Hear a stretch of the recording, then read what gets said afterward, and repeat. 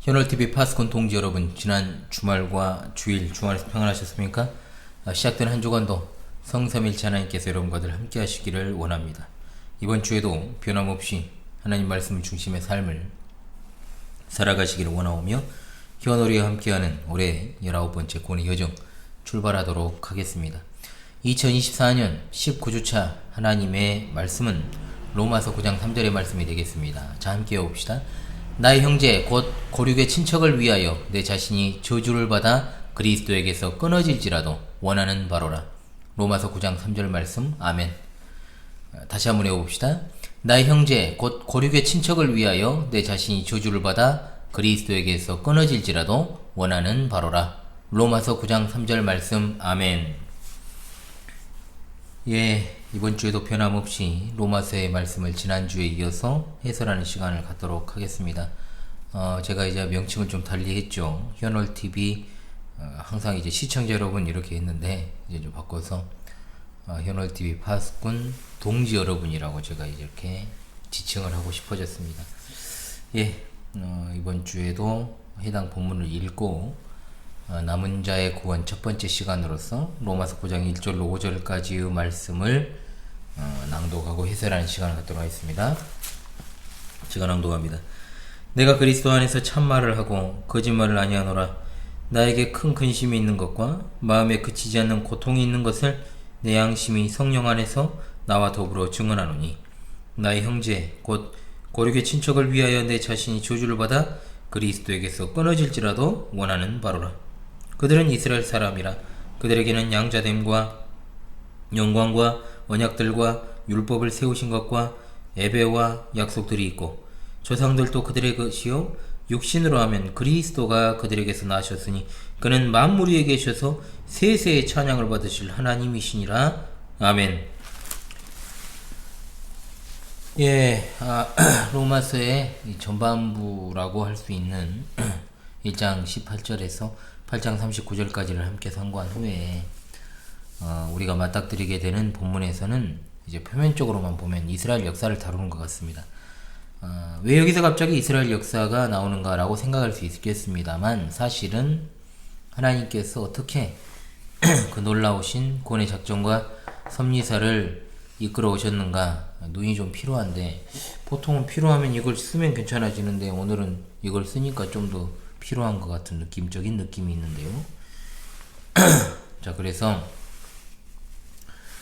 하나님께서 그 놀라우신 구원의 작전과 섭리사를 어떻게 이끌어 오셨는가를 보여주려고 이스라엘 역사를 다루시고 있고, 또한 여기 나오는 아주 심오한 교리들이라고 할 수 있는 선택과 유기, 그리고 남은 자, 이스라엘의 구원 등을 통해서 구원이라고 하는 것이 하나님의 전적인 주권이라는 사실을 강조하면서 우리 인간의 공로는 전혀 없고, 또한 오직 하나님의 은혜라는 사실을 강조하고 있습니다. 하나님의 예정이라는 이 놀라운 진리 앞에 택자들의 구원은 그야말로 확고부동한 것이 되고 조금도 흔들리지 않게 될 수 있습니다. 뿐만 아니라 우리는 모든 일을 주권적으로 행하시는 하나님 앞에서 겸손할 수 있고, 또한 진정으로 감사의 열매를 맺게 되는 거죠. 자, 로마서 9장에서 이제 1절로 11절을 다각도로 해석하는 분들이 많이 있습니다. 그러나 이 부분은 전통적으로 선택 교리에 관한 내용입니다. 또한 하나님의 주권이 그 이면에 있다는 것을 고려할 때 중심 주제는 하나님의 주권적 은혜로 말미암은 택자의 구원이다 라고 할 수 있을 것입니다. 그러므로 여기 안에 등장하는 여러가지 소주제들은 결국 이런 중심 주제, 즉 하나님의 주권과 관련해서 열거되는 것임을 아시고 이 강설 본문을 여러분들이 대하는 것이 옳겠습니다. 12절까지의 내용에서 다룰 것이 많이 있지만 이 부분을 갖다가 크게 4가지의 주제로 나누어 살펴볼 수 있습니다. 이 귀중한 진리를 어찌 한 시간에 다 다룰 수 있겠습니까? 성령의 은혜로 이 시간 이 말씀 가슴에 확고하게 새기실 수 있기를 간절히 소망합니다. 첫 번째, 바울 사도는 자기 동족인 이스라엘 민족들을 향한 큰 근심을 가지고 있었습니다. 자, 유대인들에게 있어서 바울보다 더 철천지 원수는 없습니다. 원래는 유대인이었고 열성적으로 그리스도인들을 핍박하던 바울이 하루아침에 그리스도를 따르는 그리스도인이 되었고, 또한 이방인과 유대인들에게 그리스도를 전하고 있는 소위 유대교를 파멸시키는 사람 아닙니까? 그래서 유대인들은 할 수만 있으면 바울을 내몰고 바울이 세운 교회를 무너뜨리기 위해서 거짓 교사들을 파송했습니다. 그래서 바울이 자신을 괴롭히는 유대인들 때문에 근심했다 말일까요? 그것은 아닙니다. 여기서 주목할 것은 유대인들이 바울을 미워했다는 점이 아니라 바울은 반대로 유대인들을 엄청나게 사랑했다는 겁니다. 바울은 언제나 동족의 위험을 받았습니다. 그러나 그렇게 정말 폭력을 받았고 죽을 뻔한 위기를 넘겼음에도 바울은 그들에 대해서 어떤 개인적인 감정을 토로하거나 그에 상응하는 보복을 하거나 오랫동안 비통해하는 그런 흔적이 하나도 없습니다. 오히려 그는 주님의 마음을 품었고 그들을 대했던 것입니다. 그들은 하나님께 불순종하고 하나님의 은혜에서 떠났습니다. 그래서 바울은 그런 괴로운 심정을 이렇게 표현하고 있죠. 3절에 이번 주 말씀이기도 합니다. 나의 형제 곧 고륙의 친척을 위하여 내 자신이 저주를 받아 그리스도에게서 끊어질지라도 원하는 바로라. 자, 이 그리스도에게서 끊어진다라고 하는 표현은요, 의역입니다. 원문상으로 봤을 때 이 말은 무슨 말이냐? 그리스도로부터 저주받기를 자청한다라고 하는 표현입니다. 자, 물론 바울 사도는 그리스도에게서 끊어지지 않습니다. 저주받지 않습니다. 그렇죠? 그만큼 바울 사도가 자신이 저주를 받아서 그토록 사랑하는 자신의 민족이 구원받을 수 있다면 그리스도에게서 저주받기를 자청한다는 뜻으로 말한 거예요. 사실 과거 이스라엘의 지도자였던 모세도 이와 비슷한 말을 했던 것을 우리가 잘 압니다. 배경은 언제입니까? 모세가 시내산에서 하나님께 율법을 받기 위해 올라갔던 40일 동안 시내산 아래에 있던 이스라엘 민족이 무엇을 했습니까? 금송아지를 만들었고 그것이 자신들을 애굽 땅에서 인도해 낸 신이라고 부르면서 그것을 숭배했습니다. 얼마나 어처구니없는 상황입니까? 하나님께서 이스라엘을 위해서 계명을 주시고 복을 주시겠다는 말씀을 담아 모세에게 지금 주고 계시는데 이스라엘은 그러한 어떤 패역한 행위를 아래에서 했다는 겁니다. 하나님께서 그들에 대하여 진노하심으로 그들을 진멸하시겠다고 할 때 모세가 하나님께 간청함으로 하나님께서 그 기도를 들으시고 잠시 심판을 유보하셨습니다. 그리고 모세가 다시 하나님께 돌아갈 때 모세의 심경은 아주 괴롭게 비참한 심경이었을 것입니다. 그러면서 출애굽기 32장 31절로 32절에 이렇게 말하죠. 여호와께로 다시 나와 여짜오되 슬프도소이다. 이 백성이 자기들을 위하여 금신을 만들었으니 큰 죄를 범하였나이다. 그러나 이제 그들의 죄를 사하시옵소서. 그렇지 아니하시오면 원하건대 주께서 기록하신 책에서 내 이름을 지워버려 주옵소서. 하나님께서 내가 그들을 진멸하고 너로 큰 나라가 되게 하리라 모세에게 말씀하실 때 모세는 뭐라 했습니까? 차라리 저를 멸하시고 진멸하시고 그들을 구원하시옵소서 라고 했던 겁니다. 그런데 여러분 생각해 보십시오. 모세는 죄인입니다. 살인을 범하기도 했던 사람이에요. 이 외를 분문하고 모세는 자기 백성의 대속물이 될 수 없습니다. 백성을 위해서 죽을 수도 없습니다. 그러나 그 일을 할 수 있는 분이 있었습니다. 죄인들에게 유일하고 합법적인 대속물 곧 하나님의 독생자였습니다. 때가 참에 하나님이 그 아들을 보내사 여자에게서 나게 하시고 율법 아래 나게 하신 것은 율법 아래 있는 자들을 속량하시고 우리로 아들의 명분을 얻게 하려 하심이라. 아멘. 예수님이 장차 당할 죽으심 때문에 하나님은 그때 이스라엘을 진멸하지 않으실 뿐 아니라 오늘날 예수 그리스도를 믿지 않는 자들을 진멸하지 않으십니다. 바울 사도도 이 점을 알기 때문에 인용했지만 똑같이 말하지 않았어요. 가정적으로 말한 거예요. 가정법을 써서. 바울 사도는 하나님이 사람을 구원하시는 유일한 길이 바로 예수님을 믿음으로 말미암아 가능하다는 것을 알고 있었기 때문입니다. 우리는 바울의 태도에서 그 가운데서도 아주 중요한 교훈을 받게 됩니다. 그것은 바로 이 마음을 품어야 된다는 거죠. 예루살렘 성을 향해서 눈물을 흘리셨던 예수님의 마음, 그리고 바울과 모세의 마음을 마땅히 품어야 될 줄로 믿습니다. 누구도 다른 사람의 구원을 위해 죽을 수 없습니다. 오직 예수님만이 구원의 길이 되십니다. 그러나 예수님이 사랑하신 것처럼 우리도 사랑해야 되고 또한 다른 사람을 예수님께로 돌아올 수 있도록 해야 되는 겁니다. 그렇다면 마땅히 우리가 슬퍼하고 고통스러워해야 하는 상황에 대해서 몇 가지 말씀을 드리죠. 첫 번째, 다른 사람 때문에 고통스러워해야 됩니다. 예수님을 알지 못하고 그리스도 없이 계속해서 멸망당하고 있는 사람들을 위해서 여러분 슬퍼하고 계십니까? 우리도 그리스도인이라면 이 감정은 당연한 것 아니겠습니까? 그런 감정이 안 든다면 과연 무엇 때문일까요? 우리가 복음을 믿지 않기 때문일까요? 아니면 그들이 멸망하고 있는 것을 우리가 믿지 않기 때문일까요? 단언컨대 그런 감정이 들지 않는 이유는 그리스도의 장성한 분량이 이르지 않았고 또한 영적인 일을 평상시에 많이 생각하지 않기 때문일 것입니다. 두 번째, 가장 가까운 가족들 때문에 슬퍼해야 됩니다. 바울이 이방인뿐만 아니라 자기 민족에 대해서 이처럼 슬퍼했다는 거죠. 이 영상을 시청하시는 우리 파스콘 동지들 가운데 온전한 믿음의 가정을 이루고 계시는 분들이 많이 있는지는 모르겠습니다. 우리가 그리스도를 닮아간다면 아내는 구원받지 못한 남편 때문에, 남편은 구원받지 못한 아내 때문에, 부모는 아들이나 딸 때문에, 언니, 오빠, 동생, 엄마, 정말로 아빠 때문에 정말 가슴 아파해야 될 것이고, 가까운 이웃이나 또는 절친한 친구가 그대로 망해가는 것을 보면서 가슴 아파하는 것이 정말로 필요합니다. 그런데 별로 생각이 없거나 그저 그때만 아파한다면 역시나 당신은 하나님과의 교제가 원활하지 않거나 영적인 일에 무관심하기 때문이라고 밖에 볼 수 없습니다.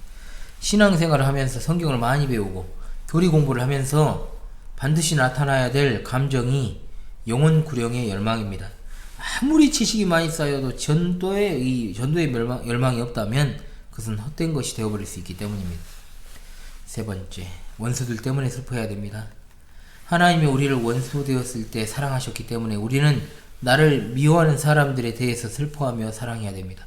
그것이 잃어버린 영혼을 구원하는 척도가 되니까요. 네 번째, 소위 잘나가는 사람들 때문에 슬퍼해야 됩니다. 사회적으로 특권층에 있는 사람들이 얼마나 불쌍합니까? 죽기 전에라도 진짜로 예수님을 구주로 영접한다면 참으로 좋을 텐데, 그렇지 않고 어떤 인생을 접는 이들이 얼마나 많은지 몰라요.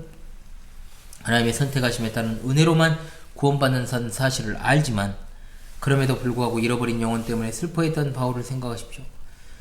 여러분이 바울보다 나은 사람입니까? 절대로 이러한 감정을 품지 않는 한 우리는 모두가 다 아직 멀은 것입니다. 멀었어요. 주께서 사랑하시는 우리 파스콘 동지 여러분이 그리스도 예수의 마음을 품어 예수님을 믿을 자들을 위해서 전하고 구원을 위해서 일하는 복음의 일꾼들이 다 될 수 있기를 바랍니다. 아멘. 두 번째, 여러분 제가 좀 피곤해서 서서 좀 진행을 할게요. 너무 앉으나 서나 제가 크게 차이가 없거든요. 그래서 서서 좀 진행하겠습니다. 둘째로, 이스라엘 민족의 특권이 열거가 됩니다. 자, 구원은 결단코 하나님의 전적인 은혜입니다. 그러나 그럼에도 불구하고 이스라엘이 큰 혜택을 받았던 것은 분명 사실입니다. 4절로 5절의 말씀을 보게 되면 여기에는 이스라엘이 받은 혜택이 총 8가지가 등장을 하고 있죠. 실로 어마어마한 혜택을 그들이 누렸던 것입니다. 받았던 거죠. 그것이 무엇입니까, 여러분? 양자됨, 영광, 언약, 내려놓겠습니다. 율법, 예배, 약속, 조상, 그리스도의 가계 등등. 참으로 하나님은 이스라엘을 아들로 곧 특별한 소유로 삼으셨습니다. 나머지 7개 특권들은 다 양자라는 말을 수식하는 것입니다. 하나님의 영광이 그들과 함께 있었고 이스라엘 족장들과 언약을 세우셨고 여러 약속들을 주셨고 또한 신의 산에서 율법을 주셨습니다. 뿐만 아니라 이 아브라함과 이삭과 야곱과 같은 조상들도 그들의 조상이었잖아요. 육신을 따라서는 그리스도께서 그들의 계보에서 나오셨습니다. 영화 제목이 아닙니다. 이른바 거룩한 계보죠, 진짜. 하나님의 구원과 작정의 섭리사에 있어서 족장으로부터 시작해서 예수 그리스도에게 초점을 맞추고 예수님 안에서 절정에 이릅니다. 이 절들은 그 무엇보다도 하나님께서 이스라엘에게 주시는 복과 구약의 영적인 혜택을 아주 잘 표현하고 있습니다. 이스라엘은 이처럼 참으로 부족한 것이 없었습니다. 그들은 영적인 혜택과 은총으로 참으로 가득 찬 민족이었기 때문이죠. 그런 이스라엘도 민족 전체적으로는 구원받지 못했습니다. 또한 동시에 유대인 중에 어떤 사람은 구원받은 것도 사실이죠. 이스라엘이 이처럼 세상 가운데 엄청난 혜택을 받았음에도 그것 자체가 구원을 보증하지 못했습니다. 그래서 바울 사도가 그와 같이 애절하고 강렬하게 자신의 근심을 표현했던 것입니다. 양자가 되었고 하나님의 영광과 언약이 있었고 또한 율법을 받았으며 성전 예배가 있었고 또한 약속들과 거룩한 계보에 속했지만 이 모든 것에도 불구하고 어느 민족도 어떤 개개인도 예수 그리스도를 떠나서는 절대로 구원받을 수 없습니다. 바울 사도도 마찬가지였습니다. 회심하기 전 자신에 대해서 말하기를 8일 만에 할례를 받고 베냐민 지파였으며 히브리인 중에 히브리인이요 즉 유대인 부모로부터 태어났단 말이고 가장 엄격한 바리새파 사람이었으며 초대교회를 핍박함으로 자신의 믿음을 입증했고 율법의 의로는 흠이 없는 자였습니다.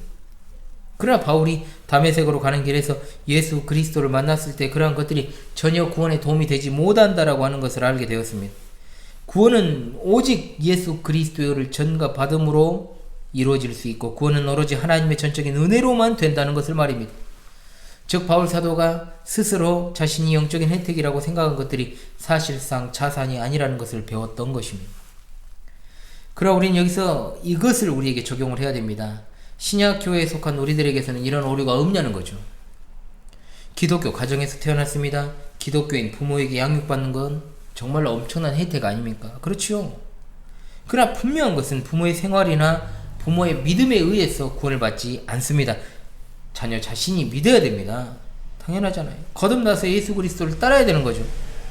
또 어떤 사람들은 이런 어떤 기독교 가정에서 태어나서 주일학교, 중고등부, 그리고 청년부 예리까지 교회의 모든 소위 코스를 밟은 것을 자랑스럽게 여기면서 의롭다고 생각을 합니다. 그러나 머리에 든 지식으로 구원받지 못합니다. 신앙의 연수로 구원받는 것이 아닙니다. 모태신앙 자랑하는 사람들이 꽤 있었죠. 예전에 저는 모태신앙이란 말을 교회적으로도 쓰지 않고 개인적으로도 쓰지 않습니다. 놀라운 사실은 무슨 모태신앙이면서도 불신자를 만나서 결혼하고 신앙생활도 대충 하는 것을 볼 때가 많죠. 자, 아는 것이 구원은 될 수 없습니다. 아는 것을 따지어 보면은 사실은 사탄은 우리보다 하나님에 대해 훨씬 더 잘합니다. 그렇지만 사탄이 구원받았다고 말하진 않죠. 우리 교회 이름이 광주 신실한 교회입니다. 여러분 보이십니까? 다시 봐도 정말 너무 멋지지 않아요, 진짜? 예, 우리 교회 이름이 광주 신실한 교회입니다. 저는 이 이름을 참으로 자랑스럽게 여기고 또한 제가 추구하는 역사적 정통 기독교의 바른 성경적 신앙과 결부하여 매우 큰 자부심을 가지고 있습니다. 그러나 그러한 교회 이름과 또한 신실한 역사적인 기독교의 신앙을 따르는 교회에 소속되어 있다 해서 구원받습니까? 전혀 아닙니다. 그래서 마치 유대인이 되었다고 해서 구원받는다는 공식이 성립되지 않는 것과 같습니다. 오늘날 교회 안에는 명목상의 그리스도인들로 너무나도 가득 차 있죠. 이름뿐인 그리스도인들의 삶에서 그 어떤 은혜의 표시들도 발견할 수 없습니다. 세상과 똑같은 언어와 행실과 사고방식으로 살아갑니다. 언어와 행실은 괜찮을지 모르지만 마음 안쪽에 도사리는 세속적인 사고방식은 결정적인 순간에 툭 튀어나와서 그 사람의 인격을 드러내고 실제 속마음을 나타냅니다. 그리고 그것은 그 사람을 전체적으로 물들여버리죠. 아무리 기독교적인 방식으로 삶을 살아가도요, 또한 기독교의 환경에서 여러 혜택들을 받았고 또한 받는다 해도요, 마음이 바뀌지 않았다면 그 사람은 결코 거듭난 것이 아닙니다. 이 자리에 있는 여러분은 분명 엄청난 영적인 혜택을 누리는 사람들입니다. 그렇다면 정말로 하나님께 먼저 감사하는 것이 중요하지 않겠습니까? 저는 지금 말씀을 전할 때 진짜로 주일에 우리 성도들에게 그대로 말씀을 전하는 것처럼 이 방송을 통해서 전하고 있기 때문에 이렇게 말할 수 있는 것입니다. 우리가 먼저 하나님께 감사하는 것이 얼마나 중요한지 모릅니다. 그러나 그 혜택 자체만 절대 신뢰해서는 안 되겠죠. 쉬지 말고 끊임없이 하나님을 찾아야 됩니다. 예수 그리스도 안에 있는 새로운 피조물로서 전인격적으로 하나님을 찾고 신뢰하고 진심으로 내가 거듭나왔다는 것을 영혼 깊은 곳에서부터 우러나오는 고백이 나올 때까지 쉬지 않고 정말 하나님을 찾아야 될 것입니다. 현실에 안주하지 마십시오. 여러분, 이름뿐인 그리스도인 없습니까? 그렇지 않으면 거듭난 참된 그리스도인이십니까? 아멘. 자, 셋째로 하나님이신 예수님에 대한 찬양입니다. 앞서 하나님의 백성이 유대인의 엄청난 특권과 혜택을 나열했잖아요. 그런데 이 엄청난 특권 가운데 가장 큰 특권은 뭐냐? 그들을 통해서 인류의 구속자가 되시는 그리스도께서 나셨음을 덧붙이고 있습니다. 육신으로 하면 그리스도가 그들에게서 나셨으니 그는 만물 위에 계셔서 세세히 찬양을 받으실 하나님이시니라. 아멘. 아주 놀라운 말씀입니다. 예수님은 유일하시고 지존하신 하나님이시다 라는 뜻이기 때문입니다. 이 말씀이 중요한 이유는 그리스도의 신성, 즉 하나님 되심을 확실하게 말하고 있기 때문입니다. 신약 성경의 저자들, 즉 사도들은 삼위일체 교리를 잘 알고 있었습니다. 하나님은 본체는 하나, 본질은 하나요. 위격에 있어서는 삼위가 계신다. 즉 성부와 성자와 성령으로 계신다는 겁니다. 예수님은 성자이시기 때문에 신약 성경은 한결같이 예수님을 하나님이라고 간단하게 말하지 않고 하나님의 아들이라고 불렀습니다. 그리고 보통 아무런 수식이 없는 하나님이란 말은 우리가 성부 하나님이란 말로 사용하는 것으로 알고 있죠. 요한복음 1장 1절 태초에 말씀이 계시니라 이 말씀이 하나님과 함께 계셨으니 이 말씀은 곧 하나님이시니라. 아멘. 이 말씀이 곧 바로 예수님이라고 14절에 그대로 나오지 않습니까? 또한 여기에서 예수님은 하나님이시라고 정확히 나오잖아요. 예수님은 하나님이십니다. 도마도 이렇게 고백합니다. 나의 주, 나의 하나님이시니이다. 우리의 구속을 담당하신 이가 누구십니까? 바로 예수 그리스도이십니다. 그런데 여기서는 그리스도의 피라고 하지 않고 하나님의 피라고 했습니다. 히브리서 1장 8절도 시편 45편 6절로 7절을 예수님께 적용하여 예수님을 하나님이라고 분명히 부르고 있죠. 하나님이여 주의 보좌가 영영하며 라고 합니다. 디도서 2장 13절로 14절은 이렇게 말씀합니다. 복스러운 소망과 우리의 크신 하나님 구주 예수 그리스도의 영광이 나타나심을 기다리게 하셨으니 아멘. 바울 사도가 하나님과 예수 그리스도를 동일시하는 로마서 9장 5절은 예수님의 완전한 신성에 대해서 가장 숭고한 증거하는 것 중에 하나입니다. 왜 이렇게 이것을 강조합니까? 우리는 예수 그리스도의 신성, 즉 하나님 되심을 공격하는 시대를 살아가고 있기 때문입니다. 그러나 실상 이 구절의 가르침은 예수님의 신성을 포함해서 아주 중요한 가르침들이 내포되어 있습니다. 세 가지가 나옵니다. 첫 번째, 예수님의 인성이 나옵니다. 교회 역사에서 첫 번째 이단은 바로 예수님의 사람 되심, 즉 인성을 부정하는 이단이었죠. 이를 갖다가 가연설이라고 부르는데 헬라어에서 무엇무엇처럼 보인다는 뜻을 가진 말이 도케오입니다. 도케오. 그런데 이 가연설을 도케티즘이라고 부르죠. 그래서 가연설에서는 주장하기를 예수님은 사람으로 보일 뿐이다 라는 것이죠. 제네박당에서 예수님의 부활에 대해서 공부를 할 때 예수님의 부활을 부정하는 자들이 주장한 것 중에 세 번째가 있습니다. 그건 뭐냐? 환상설입니다. 이 환상설을 이 자들이 주장을 했던 거예요. 당시 헬라인들의 사고방식 속에서 하나님은 죽을 수 없으므로 예수님의 사람 되심을 인정할 수 없었던 겁니다. 예수님이 사람 되심은 궁극적으로 우리를 위한 대속의 제물이 되시기 위해 사람이 되신 것이지만 동시에 예수님의 인성은 우리 인간이 경험하는 모든 것을 완전히 이해하시고 경험하신다는 것, 즉 체휼하신다는 것을 의미하기 때문에 너무나도 중요합니다. 우리가 배고픕니다. 자, 예수님도 수차례 배고프셨습니다. 특히 광야에서 시험 받으실 때 배고프셨죠. 줄이셨죠. 우리가 목마릅니다. 예수님은 십자가상에서 극도로 목마르셨습니다. 우리가 친구들에게 오해를 살 때가 있고 또한 버림을 받을 때가 있고 원수에게서 미움당하고 고통을 당하고 아픔과 심지어 이제 죽음을 경험할 때가 있을 것입니다. 그러나 예수님이 그것을 다 당하셨다는 것을 잊지 마십시오. 우리가 체험하는 것과는 절대로 비교할 수 없을 정도로 강렬하게 예수님은 다 그것을 당하셨다는 것. 우리에게 있는 대제사장은 우리 연약함을 체휼하지 아니하는 자가 아니요 모든 일에 우리와 한결같이 시험을 받은 자로 돼 죄는 없으시니라. 아멘. 두 번째, 예수님의 신성입니다. 교회 역사에서 첫 번째 이단은 무엇에 관한 것이었다고요? 예수님의 인성을 부정하는 것이었다 했죠. 오늘은 반대입니다. 오늘날은 지금은 예수님의 인성 부인하려는 사람은 없어요. 자유주의자들은 예수님은 분명 사람이고 모범적인 사람이라 주장하기 때문입니다. 교회를 안 다녀도 예수님을 석가 공자와 같은 성인의 반열에 올려놓고 있잖아요. 대신에 예수님의 신성을 부인하려는 시도는 아주 강하게 그리고 또한 수없이 널리 퍼져 있으며 우리 시대 많은 사람들은 예수님을 인간으로만 보고 있죠. 불꽃처럼 살아갔던 하나의 혁명가 정도로 생각을 합니다. 아주 심각한 상황이죠. 특히 예수님의 신성을 부정하게 되면 속죄라는 값진 것을 잃어버리게 되는 겁니다. 인간이 아무리 선하다 해도 우리 구속에 필요한 무한값을 절대로 지불할 수 없기 때문이죠. 왜 하나님은 사람이 되셨는가? 하나님이시면서 사람인 분만이 우리의 구원을 성취할 수 있기 때문에 영원전부터 하나님이신 예수님이 사람이 되신 것입니다. 그리스도의 신성과 인성이 이렇게 연합이 되고 또 이 연합은 인간의 구속을 위한 것이기 때문에 갈보리 언덕의 고난은 기독교 신앙의 핵심입니다. 일전에도 말씀을 제가 드린 바가 있습니다. 기독교 핵심은 베들레헴이 아니라 갈보리 언덕이다. 그리스도의 신성과 인성의 연합이 없이는 복음도 없습니다. 세 번째, 예수님의 가장 높으심입니다. 예수님은 우리의 구원을 위해서 스스로 낮아지실 뿐 아니라 다시 부활하셔서 승천하셨고 하늘에서 하나님으로부터 존귀하게 되심으로 모든 이름보다 뛰어난 이름을 받으셨습니다. 빌립보서 2장 8절 말씀, 사람의 모양으로 나타나사 자기를 낮추시고 죽기까지 복종하셨으니 곧 십자가에 죽으심이라. 이러므로 하나님이 그를 지극히 높여 모든 이름 위에 뛰어난 이름을 주사 하늘에 있는 자들과 땅에 있는 자들과 땅 아래에 있는 자들로 모든 무릎을 예수의 이름에 꿇게 하시고 모든 이름으로 예수를 주라 시인하여 하나님 아버지께 영광을 돌리게 하셨느니라. 아멘. 예수 그리스도는 우리의 주님이십니다.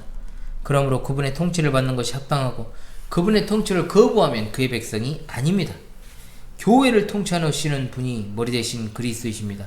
그러나 그 자리를 목사나 어떤 실세권자가 가지고 있다면 과연 그것이 교회입니까? 그렇지 않을 것입니다. 그리스도의 통치가 교회와 삶에 날마다 나타나기를 간절히 소망합니다. 아멘. 주의 사랑하시는 우리 현월TV 파수꾼 동지들이요, 5절 하반절은 매우 중요합니다. 두 가지 질문을 제기하고 있기 때문에 그래요. 우리는 예수님을 찬양하는가? 그리고 우리는 마땅히 해야 할 대로 예수님을 찬양하고 있는가? 우리가 이 땅에서 이 땅의 언어로 예수님을 합당하게 찬양하기에는 역부족입니다. 하지만 우리는 천국에서 영원토록 예수 그리스도를 찬양하게 될 것이며 그것이 우리의 궁극적인 기쁨이요 영광임을 인식할 때 지금 예수님을 마땅히 찬양하게 될 줄로 믿습니다. 아멘. 우리 주님 다시 오실 때까지 합당한 찬양, 우리 현월TV 파수꾼 동지들의 삶에서 끊어지지 않기를 간절히 소망합니다. 다시금 이번 주 하나님 말씀을 외우면서요, 이번 주간에도 찬양의 삶을 끊임없이 살아가는 여러분 되시기를 간절히 바랍니다. 나의 형제 곧 고륙의 친척을 위하여 내 자신이 저주를 받아 그리스도에게서 끊어질지라도 원하는 바로라. 로마서 9장 3절 말씀. 할렐루야. 아멘.